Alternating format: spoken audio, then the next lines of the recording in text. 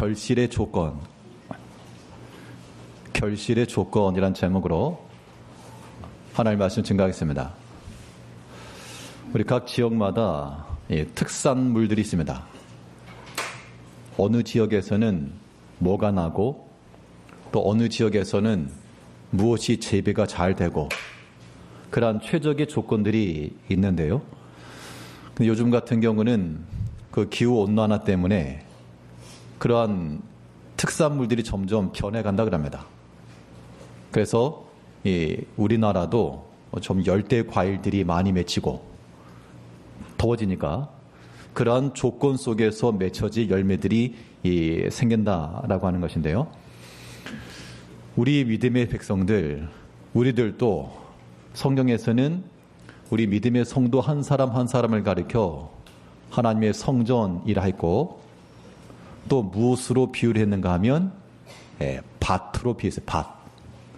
자, 밭으로 비유했다라고 하는 것은 거기에 심겨지고 열매를 맺혀야 될 것을 이야기하는데요. 우리가 이 하나 앞에서 믿음의 좋은 밭을 이룬다는 것은 좋은 열매를 맺혀야 됩니다. 믿음의 열매, 믿음의 결실이 있어야 돼요. 특별히 오늘 본문에서 보게 되면 하나님의 나라는 누가 얻느냐? 대제사장과 바리새인들 같이 종교 지도자들이 얻을 것을 말씀한 게 아니고 그 나라에 열매 맺는 백성이 얻을 것이라. 그러니까 중요한 증거는 우리가 하나님 나라의 백성이라고 하는 그 증표로서의 열매들이 필요하다 그 얘기입니다. 이런 열매들이 잘 맺히기 위한 최적의 조건들, 어떤 상황 속에서 이런 열매들이 잘 맺히는가 라고 하는 것들을 생각하면서 우리가 그런 좋은 옥토밭을 이루고 거기서부터 믿음의 좋은 열매들을 맺혀야 되겠는데요. 그러면 이 믿음의 열매가 맺히기 위한 그런 좋은 조건은 무엇이겠는가? 오늘 본문 말씀을 통해 우리 살펴보도록 하겠습니다. 기도 응답이 되지 않는 이유에 대해서 성경은 말하기를 단순하게 너희가 무엇하지 않기 때문에요? 기도하지 않기 때문에. 기도하지 않기 때문에 응답이 없다 하신 것처럼 우리 가운데 이 믿음의 좋은 열매들을 우리가 거둬야 되겠는데 결실하지 못한 이유는 무엇이 없었기 때문에요? 심지 않았기 때문이죠. 그렇기 때문에 우리가 결실의 조건이라고 하는 것은 무슨 온도가 어떻고 토양이 어떻고 그런 조건을 말하는 게 아니라 이 믿음의 결실에 있어서 가장 중요한 조건은 뿌리는 거예요. 뿌리는 거. 믿음으로 뿌리는 데 있다는 겁니다. 믿음의 파종이 우리의 삶 가운데 있을 때 그것이 믿음의 결실하는 열매가 되는 겁니다. 어떻게 할 것인가, 어떻게 뿌리는 것이, 어떻게 행하는 것이 믿음으로 뿌리는 것이냐라고 하는 것인데요. 이 믿음이라고 하는 것은 본디 우리 안에 있는 게 아닙니다. 하나님께로부터 주어진 것이므로 우리가 이 믿음 가운데 온전히 거하고 믿음의 결실을 잘 이루기 위해서는 또 믿음으로 심는다라고 하는 것을 이루기 위해서도 우리는 우리에게 믿음을 주신 그 하나님의 마음을 품고 나아갈 때 그때 가능한 겁니다. 자, 믿음의 결실, 열매를 맺는 것도 마찬가지인데요. 우리가 뿌리되 어떤 마음으로 뿌려야 되냐? 자, 주인이 기뻐하시는 그 주인의 마음으로 심어 나아갈 때 그때라야 우리가 거둘 수 있다라고 하는 겁니다. 오늘 보면 34절을 보게 되면 열매 거둘 때가 가까움에 그 열매를 받으려고 자기 종들을 농부들에게 보내니. 자, 포도원 비유인데 포도원 농부가 그 주인이 포도원을 만들고요. 그 바로 위에 33절을 보게 되면 주인이 포도원을 만들고 울타리를 치고 거기에 즙자는 틀을 만들고 망대 짓고 자, 그 모든 것의 목적은 결국 열매를 거두기 위함입니다. 그러면 그 주인의 뜻과 의지를 아는 농부들은 주인이 산 울타리를 만들고 이런 도구들 갖다 놓으면서 열매를 거둬서 이거 만들라 그랬으니 우리 그것 힘쓰자. 라고 하면 주인의 뜻을 따라서 결실이 잘 되겠으나, 그런데 오늘 본문에 나오는 농부들은 어떻게 했는가 하면 주인의 생각과 그 뜻을 따르지 않고 열매를 거두려고 이제 종들을 보냈더니 그 종들을 어떻게 했는가? 하나는 때리고, 하나는 죽이고, 하나는 돌로 치고. 자, 그들의 행실은 이 포도원을 두어서 일을 이루고자 한 그 주인의 뜻과는 완전히 달랐다는 겁니다. 오늘 본문의 내용은 예수님께서 비유를 하신 말씀입니다. 실제로 이런 일이 있었다라는 게 아니고 한 비유를 들어라. 자, 이 비유의 목적은 앞에 나왔던 이 성전 정화 사건에서 그 당시 장로들과 지도자들이 나와 무슨 권세를 일하느냐라고 말할 때 그들의 위선과 거짓된 것, 열매 없음을 책망하셨고, 또 한 무화과 나무에 잎사귀만 있고 열매가 없는 건 그 나무를 책망했죠. 자, 그것에 관계된 것을 지금 얘기하고 있는 겁니다. 그러니까 열매 맺지 못하는 그러한 신앙인들, 그 당시 종교 지도자들처럼 오늘날도 우리가 믿음이 있다라고 말하고 종교적이고요, 율법에 익숙하고 기도에 능할지라도 예수님께서 말씀하시기를 이 비유의 대상이 된다 그러면 우리가 이걸 듣고 깨달아야 됩니다. 주인이 포도원을 만들었습니다. 그리고 그 목적을 따라 거기서 열매를 거두기를 원한 거죠. 이제 우리가 그 농부들이라면 어떻게 될까? 우리가 농부들이라면 당연히 하나님께서 우리에게 주신 그 포도원 안에서, 여기서 말하는 포도원이라고 하는 것은 실제로 포도를 짓는 나무 농장을 말하지 않고 이제 우리 각자에게 주신 영역이에요. 우리의 가정, 직장, 우리 믿음의 교회, 어떻게 보면 이런 것들이 하나님께서 우리에게 두신 포도원인데, 그러면 거기에 이제 하나님의 뜻이 있다는 겁니다.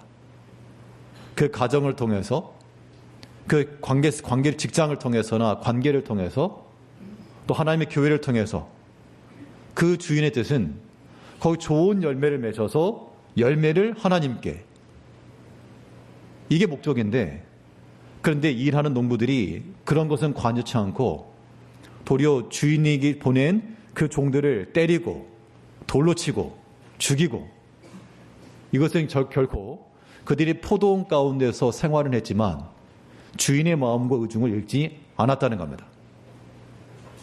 이제 우리가 믿음으로 심고 믿음으로 거두기 위해서는 우리 가운데 주신 그 모든 삶 속에서요, 하나님의 뜻과 그 의지를 우리가 깨닫고 알아가는 데 있습니다. 그리스도의 마음을 품고 나아갈 때, 우리가 주의 마음을 알 때, 그때 우리에게서부터 나오는 것이 이 믿음의 파종이 되는 거예요. 그렇지 않고 하나님의 뜻과는 전혀 관계없이 자기의 마음과 자기의 감정과 자기의 생각에서부터 나오는 말과 행실들은, 이거는 썩어지는 것을 심는 겁니다. 절대 믿음의 열매가 될 수가 없어요. 그래서 우리 이 자리에 계신 우리 모든 성도님들이 다 하나님께서 우리 각자에게 주신 그러한 포도원들이 있습니다. 그래서 이 일들을 이루어 가심에 있어서 우리 성도님들께서는 우리를 불러서 일을 시키신 그 주인의 마음을 알고 나를 향하신 그리스도의 뜻과 그 마음을 품고 행하시는지, 아니면 자기 고집과 자기 주張을 행하시는지를 살펴야 됩니다. 그래야지만 믿음의 열매를 이루어갈 수 있는 거예요.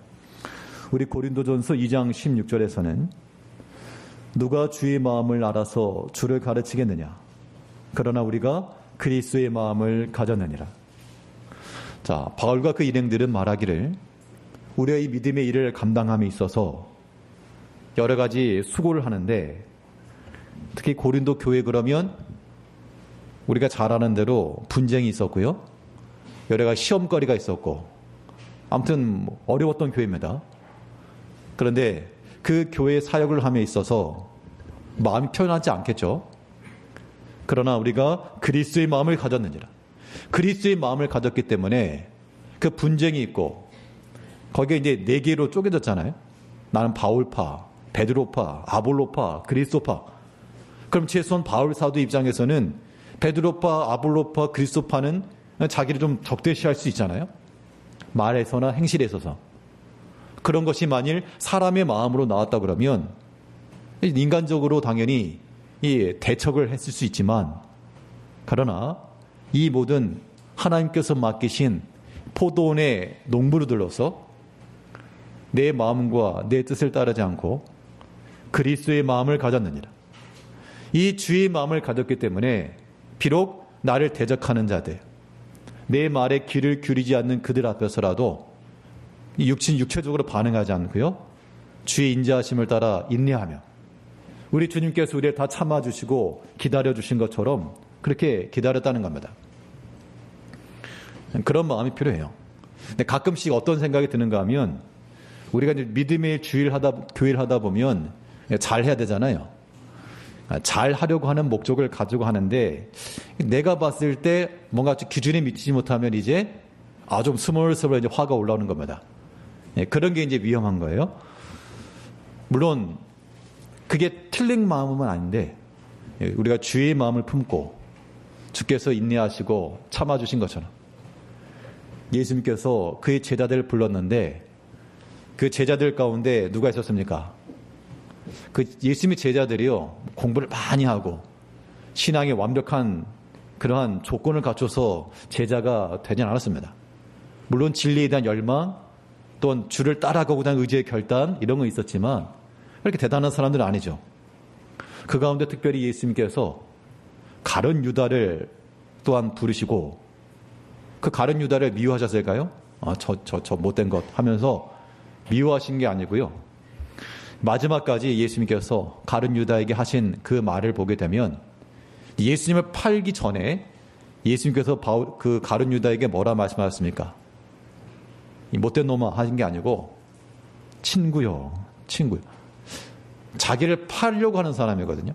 우리들은 누가 나를 판다라고 하는 경험이 없기 때문에 그 감이 안 오시겠지만, 아무튼 내 말을 아주 무시하는 사람이 있다, 내가 말할 때마다 아무튼 비꼬는 사람이 있다, 그런 경우를 한번 생각해 보세요. 그런 사람에 대해서 여러분들이 친구요, 굉장히 호의적인 말입니다. 그렇게 말할 수 있을까요? 아마 직분이 있어도 직분 호칭 빼고 아마 이름 부를 거예요. 안목의 거시기. 왜냐하면 사람이 마음이 그렇다는 겁니다. 그런데 그리스도 예수께서 다 참으시고 친구요 하신 것처럼, 우리 그리스도의 마음을 지니하지만 거기서 끝까지 인내하면서 주를 잘 섬길 수가 있어요. 오전에 이제 그 교사들 예배 중에, 여기는 그래도 이제 사람들이 있으니까 그렇지만 교사들 몇 명 안 됐잖아요. 몇 명 안 되기 때문에 여기서도 물론 다 보이지만 또 훤히 다 보입니다.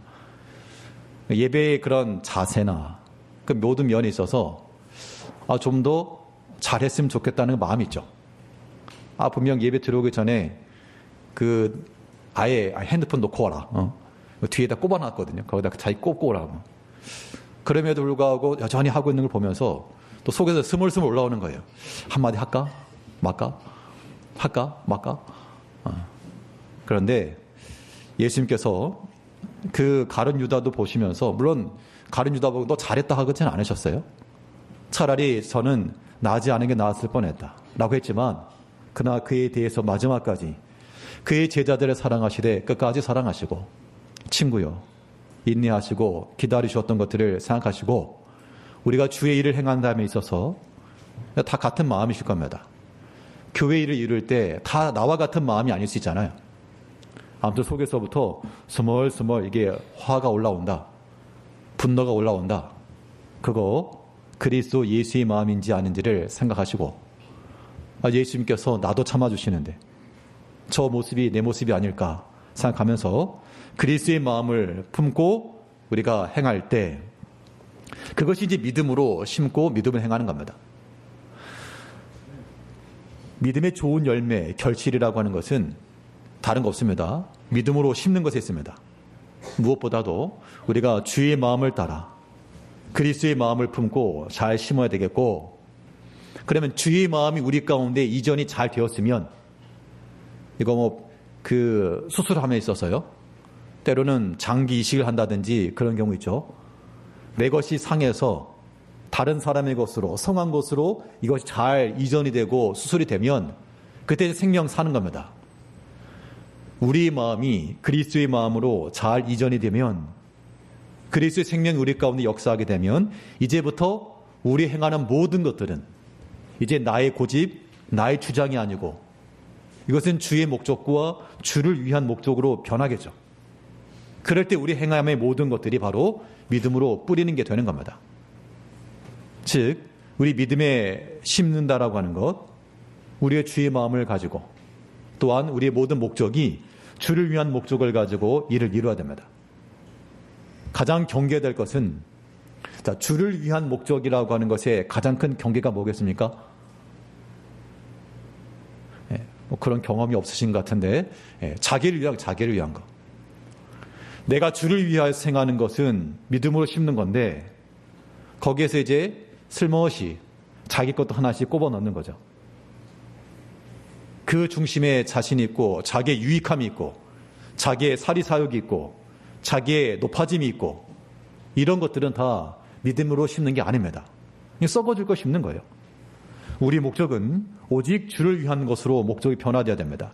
그런데 오늘 본문에 나오는 이 농부들은 그 주인을 위한 목적이 아니라 지금 자기 자신들을 위한 것으로 바뀌고 말았습니다.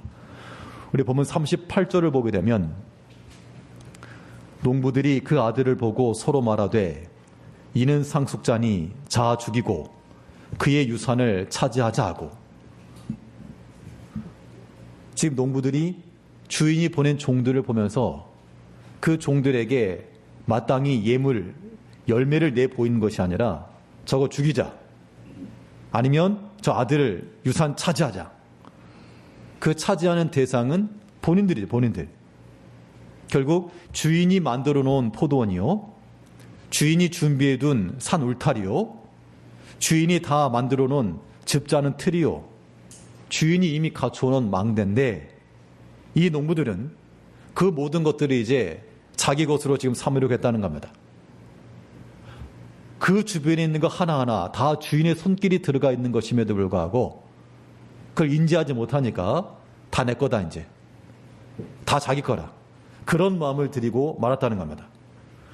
우리가 이런 마음을 지녀서 안 된다는 겁니다.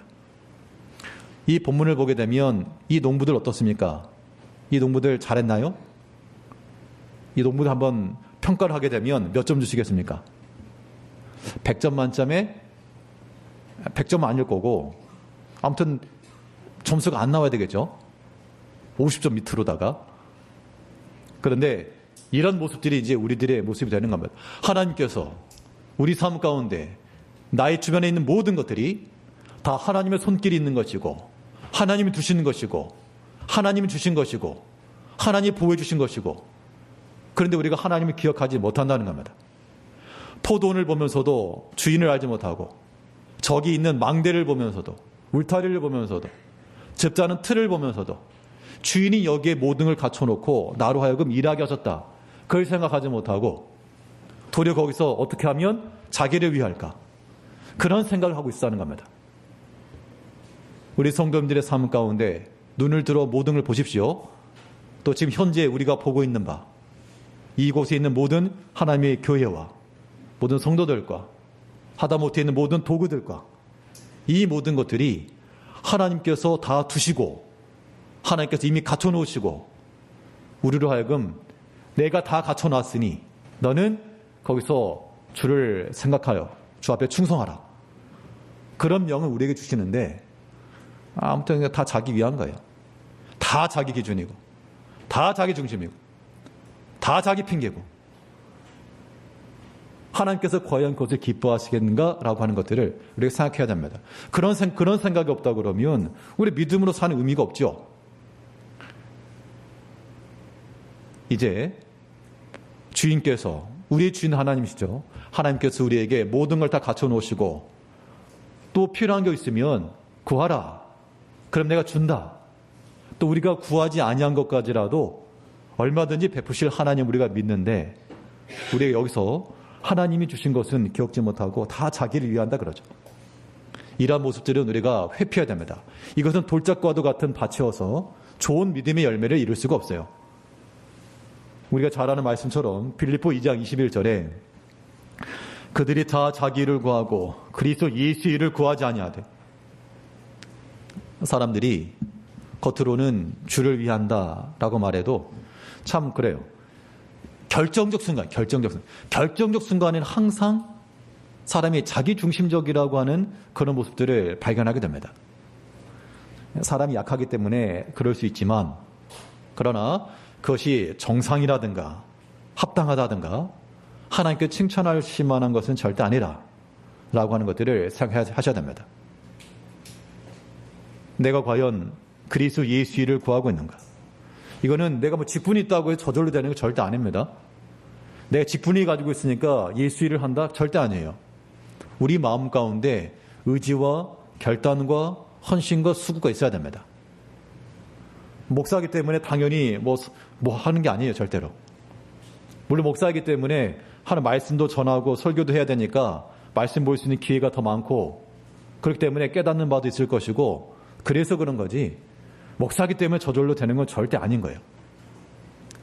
우리가 하나님 앞에서 하나님께서 우리에게 맡기신 믿음의 일인 줄 아시고 자기를 먼저 좀 앞세우지 마시고요.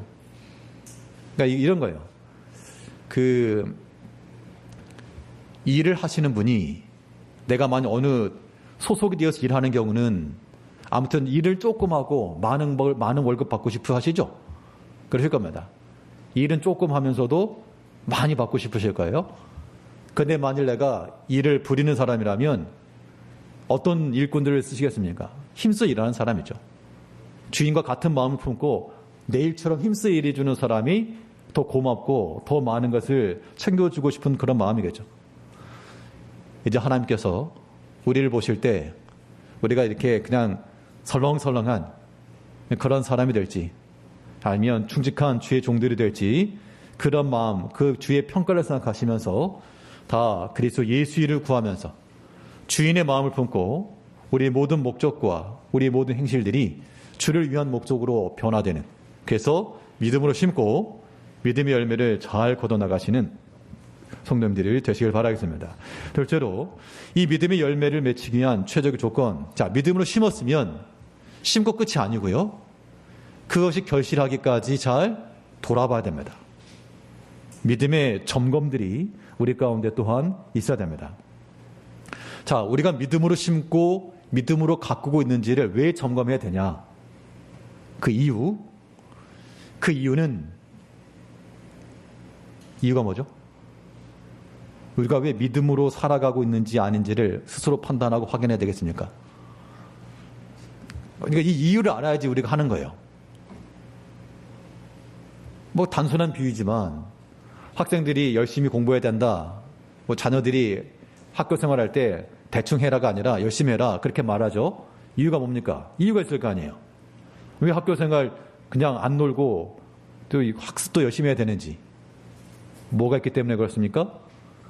네, 평가가 있기 때문에. 평가가 있고 시험이 있고, 그렇기 때문에 그 마지막 평가에 대한 통과, 이것을 위해서 힘써 행하라, 그 얘기죠. 이것을 인지하는 사람들은, 학생들은 힘써 행할 것이고, 그렇지 않으면 그냥 있는 시간 놀겠죠. 우리가 왜 믿음으로 살고 믿음으로 뿌려야 되는가? 이게 학교는 다니면서 급식 먹으려고 학교 다니는 애들과 똑같은 거예요. 이런 생각 없으면 그냥 교회 오는 거예요. 그냥. 물론 교회 생활하는 것도 우리가 안 하는 것보다 칭찬할 만하겠으나, 그러나 위선적인 그런 신앙인들 예수님께서 책망하셨죠. 급식 먹으러 학교 가는 애들 보면 어때요, 여러분들? 집에 애가 하나 있는데 학교 왜 가냐? 급식 먹으려고. 그러면 얼마나 깎아먹었습니까? 가서 공부도 하고 그런 지식을 쌓아야지, 먹으러만 간다 그러면 부모 입장에서는 좀 이게 답답함이 있겠죠. 왜 우리가 믿음 가운데 살아야 되느냐? 왜 우리가 믿음에 거하고 있는지를 항시 점검해야 되느냐? 마지막에 무엇이 있기 때문에요? 주의 심판이 있기 때문에. 주의 평가, 주의 심판이 있을 것을 그래서 기억하는 사람들, 인지하는 사람들은 하나님 두려운 줄 알 것이고요. 그렇지 않으면 그냥 급식 먹으러 다니는 거예요. 그냥 마냥 즐거운 겁니다. 우리 믿음의 일들을 우리 스스로 판단하고 항상 점검해야 될 이유는 믿음으로 행하지 않은 것들에 대한 하나님의 엄연한 심판이 있을 것입니다. 그것을 우리가 두려워야 됩니다. 그게 바로 우리가 믿음으로 심고 믿음으로 가꾸어야 될 이유인 거예요. 우리 보면 41절에서는 포도원 주인이 왔을 때 했던 일입니다.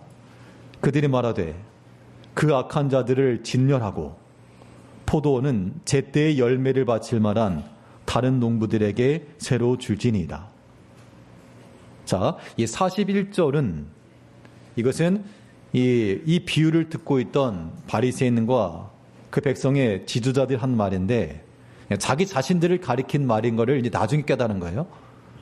그러면 그 악한 자들을 진멸하고 그리고 포도원은 다른 농부들에게 줄지니이다. 자, 여기서 우리가 좀 심각하게 생각하실 것은 진멸당하는 대상이 다른 사람이 아니라 나 자신이란 얘기예요, 사실은. 그리고 다른 농부들에게 줄지니라 했을 때 빼앗기는 것은 다른 사람이 아니라 나 자신이라는 겁니다. 이걸 생각하셔야 돼요. 그걸 생각하면 이거는 이제 소름 끼치도록 놀랄 일입니다. 긴장하셔야 되겠죠. 하나님께서 우리에게 주신 이 모든 은총의 일들이 우리 가운데서 소멸되지 않도록, 상실되지 않도록 하나님께서 내게 맡기신 것인 줄 알고 이거 빼앗기지 않도록 힘써 일하는 것, 이것도 중요한 거예요. 하나님께서 내게 주신 그 영광을 잃어버리지 않도록 우리가 그 믿음의 좋은 그릇들이 되며 옥토밭이 되며 우리의 삶 가운데서 좋은 열매를 내야 되겠습니까? 아니면 안 좋은 열매를 내야 되겠습니까? 좋은 열매를 내야죠. 좋은 열매를 내면 합당하고 그렇지 않으면 어떻게 된다 그랬습니까? 그렇지 않으면 그 모든 나오는 것들은 다 불살라지고 심판받을 것이라 라고 경고를 하고 있습니다. 이 경고 우리가 무시해서 안 됩니다. 히브리 6장 7절을 보게 되면요. 히브리 6장 7절에서 만일 가시와 엉겅퀴를 내면 버림을 당하고 저주함에 가까워 그 마지막은 불사름이 되리라. 그 앞에 있는 내용은 뭐냐면 만일 자주 내리는 비로 인하여 너희가 합당한 좋은 채소를 내면 합당하거니와 합당한 채소를 내면 잘하는 것인데 그런데 만일 가시와 엉겅퀴를 내면 버림당하고 불사름이 될 것이라. 물론 이건 경고입니다. 너희가 아주 그냥 불살라져라 저주받아라가 아니라 만일 그렇게 되면 불살라질 것이니 너에게서부터 가시와 엉겅퀴와 같은 이런 것 말고 합당한 채소 맺기를 힘써라. 이 믿음의 권면인 거예요. 우리 모든 신앙의 삶이 우리가 하나님의 성전이라고 그랬습니다. 또 성경에서는 우리 성도 한 사람 한 사람을 가리켜 하나님의 밭이라고 표현했습니다. 밭이면 여기서부터 이제 소출이 나와야 되겠죠. 그래서 합당한 채소를 내면 이것은 하나님 나라의 풍성한 그런 재료가 될 것이나 그렇지 않고 뭘 내면요? 가시와 엉겅퀴를 내면. 가시가 뭐예요? 가시가 찌르는 거잖아요. 찌르는 거. 찌르는 것이 나온다. 이거는 이제 이거 버려질 것. 우리 입에서부터 찌르는 말이 나오고 찌르는 사람은 모르죠. 다른 사람이 아픈 거를. 그런데 하나님 공평하셔가지고 내가 한번 찌르면 또 아무튼 어찌 되든 간에 아무튼 나를 찌르는 게 또 나옵니다. 그걸 아셔야 돼요. 그걸. 그랬기 때문에 우리가 말하는 것도 조심하시고 내가 옳다라는 것 때문에 찔러도요. 나중에 그 내가 찌른 것이 나에게로 돌아올 것을 생각하는 사람들은 말하는 것도 조심하겠죠. 엉겅퀴가 뭡니까? 쓴 거죠, 쓴 거. 우리가 성도들에 대해서도 위로의 말, 평안의 말, 은혜로운 말, 그런 걸 좀 소망의 말을 해줘야 되는데 그렇지 않고 우리가 서로 간 피차간 서로 다툼의 말과 상함의 말을 주고받으면 그게 다 이제 가시와 엉겅퀴와 같은 겁니다. 그런 것들은 불사름이 될 것이라.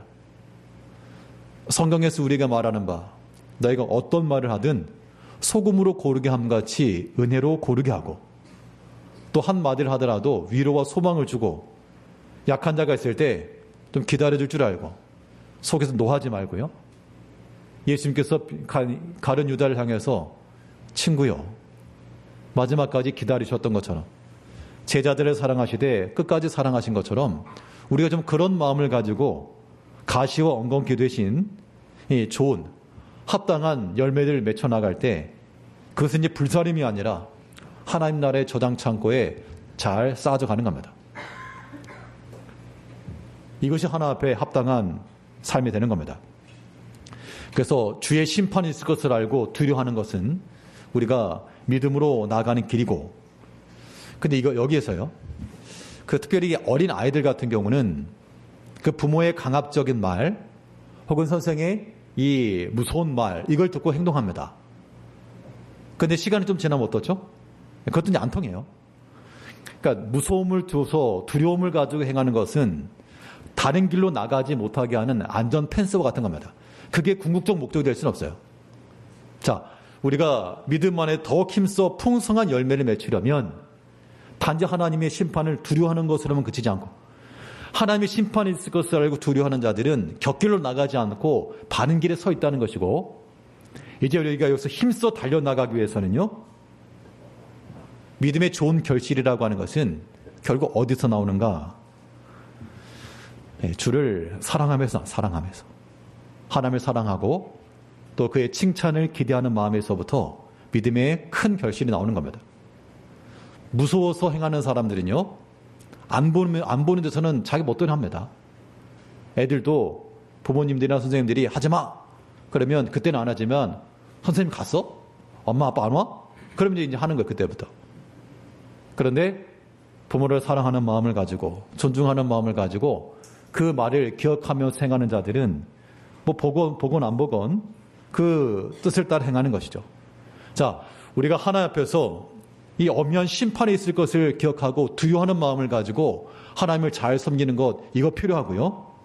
거기에 덧붙여서 우리가 주를 사랑하고 하나님 나라의 좋은 일꾼 되기를 바라는 마음을 가지고 그 나라의 열매 맺는 백성이 많다 그랬죠.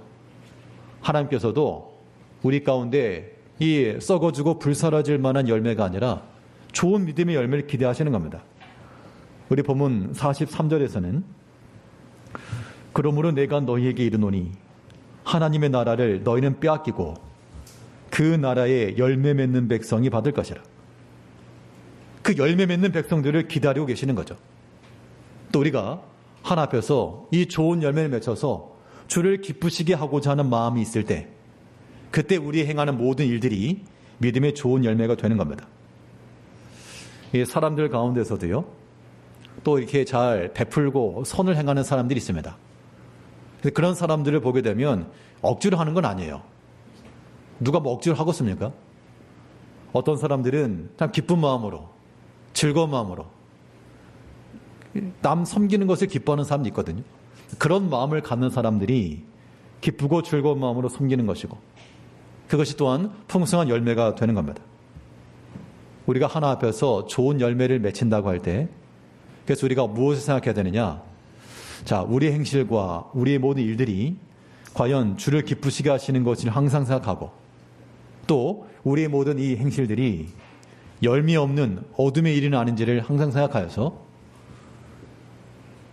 하나 앞에서 주께서 우리를 향한 평가 잘하였다. 꼭 혼나는 것만 말고요. 혼나는 것만 생각하지 말고 좀 잘했다. 그런 칭찬이 우리 가운데 임할 것을 기대하는 마음. 이런 좀 능동적인 마음이 좀 필요합니다. 이게 성장하는 거죠. 이게 잘하는 겁니다. 언제까지 항상 못한다, 이게 잘못 지적하는 것으로만 우리가 그렇게 받을 게 아니고요. 설교도 그래요. 어떤 경우는 사람마다 좀 다르긴 하겠습니다만, 뭐 죄를 지적하고 뭐 못하는 것을 책망하고 이러면 왜 저런데 그런 사람이 있고, 또 어떤 경우는 하나님께서 나를 책망하시는 것보다 그래서 그런 말씀의 은혜를 받는 경우도 있지만, 그러니까 그것은 이제 우리가 반쪽짜리예요. 더 중요한 것은 주께서 기뻐하실 만한 것들 생각하는 겁니다. 나의 말과 행실과 섬김을 통하여 하나님 기뻐하시고 하나님의 그 유익함이 있고 성도들의 힘이 되어주고 그 기쁜 마음을 가지고 행해 나가는 것, 이것이 우리 가운데 있을 때 예수님께서 마지막에 뭐라 하시겠어요? 악하고 게으른 종아라고 판단하시는 게 있고, 잘하여도다 착하고 충성된 종아.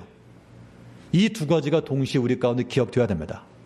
그래서 우리가 악한 길로 나아가지 않도록 항상 주의 엄미한 심판 앞에 우리 자신을 세울 것이요. 또 하나님께 기대하시는 바 잘하였다. 착하고 충성된 종아. 내 뜻을 이루는 사람이 많지 않은데 세상 사람은 고사하고 이 교회에 있는 모든 성도들 가운데도 내 말을 무시하는 사람들이 그렇게 많은데 내가 이렇게 끝까지 충성하니 잘하였다. 이러한 주의 칭찬과 주의 생명의 상급을 기대하는 마음을 가지고 믿음의 결실을 이뤄야 됩니다. 이 믿음의 열매라고 하는 것 우리가 믿음으로 뿌려야 됩니다. 그 주인의 마음을 가지고 주께서 우리에게 주신 것인 줄 알고 주를 위하여 뿌릴 것이요. 우리에 관한 믿음이 있는가 스스로를 잘 점검하여 우리의 엄미한 하나님의 심판 앞에서 또 하나님의 칭찬과 영원한 상급 앞에서 그 기대하는 마음을 가지고 믿음의 좋은 열매들을 풍성히 맺어 나가시는 성도님들이 되시길 바라겠습니다. 기도하겠습니다. 우리